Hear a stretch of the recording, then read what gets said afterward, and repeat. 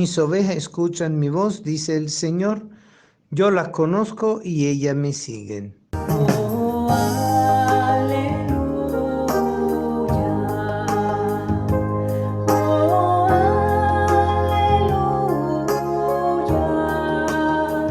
Oh,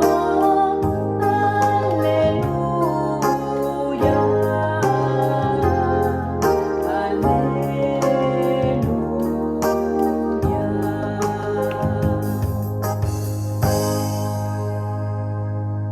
El Señor esté con ustedes y con tu espíritu.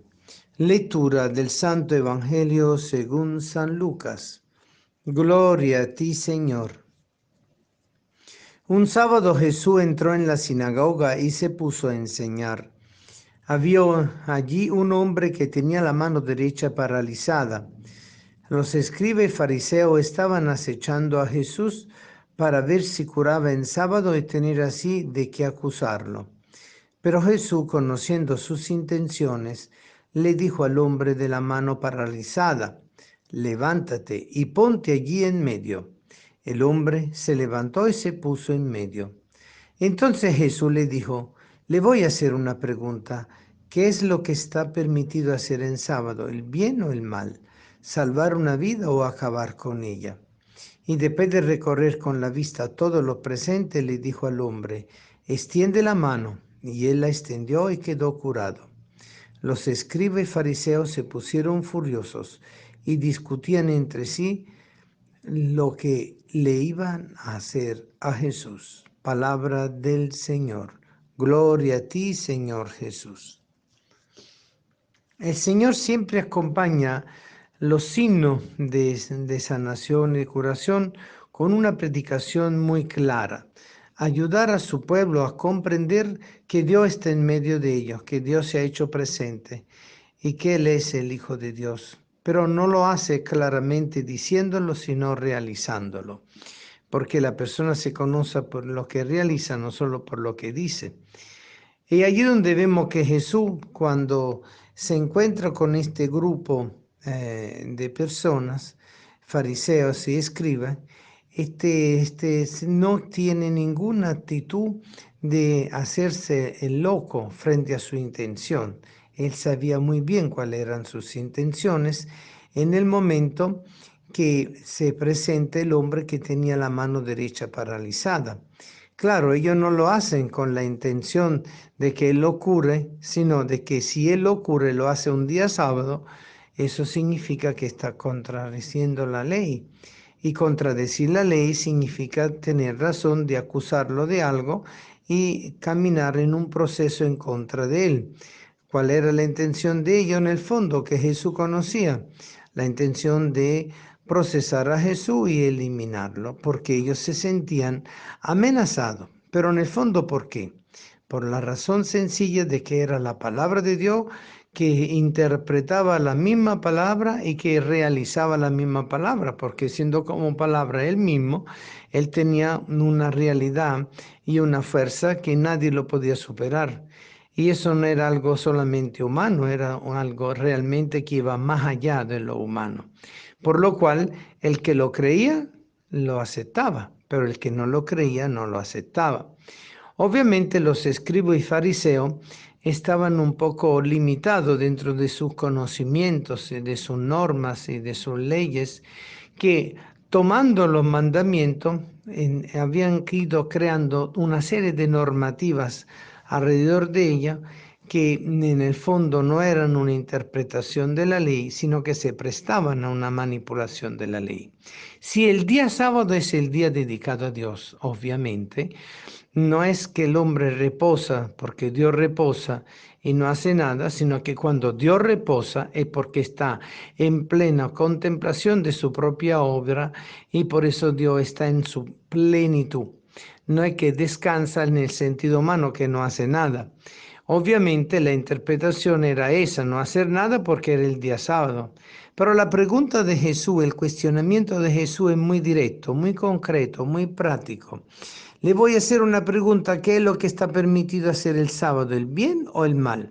salvar una vida o acabar con ella. Porque claro, cumplir la ley no era la ley y el fin de la ley. Cumplir la ley era para realizar la voluntad de Dios, y la voluntad de Dios es realizar el amar a Dios sobre todas las cosas como al prójimo a sí mismo.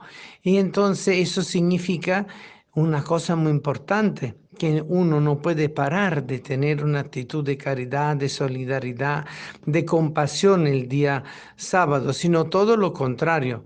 Es justamente el día donde no solo celebramos el descanso del Señor y celebramos el día a favor del Señor, entregándole todo nuestro quehacer al Señor, sino que además de eso, nosotros estamos llamados a comprender qué es lo que la ley nos pide. Y la ley que nos pide, Jesús lo expresa en el discurso de la bienaventuranza, ¿verdad? Que es justamente el atender al más necesitado, a los excluidos, a los que sufren, a los que en el fondo se preocupan y luchan por el bien espiritual y material de los demás, ser consuelo para todos y ser realmente una presencia viva de una misericordia viva, de un amor encarnado. Y por eso Jesús no le rebate palabra contra palabra o actitud contra actitud, sino le dice algo muy importante. Extiende la mano, es decir, después de recorrer con la vista todo el presente, le dice, extiende la mano. Extender la mano significa justamente, realiza lo que tú necesitas. Y el hombre que no podía mover la mano, movió la mano.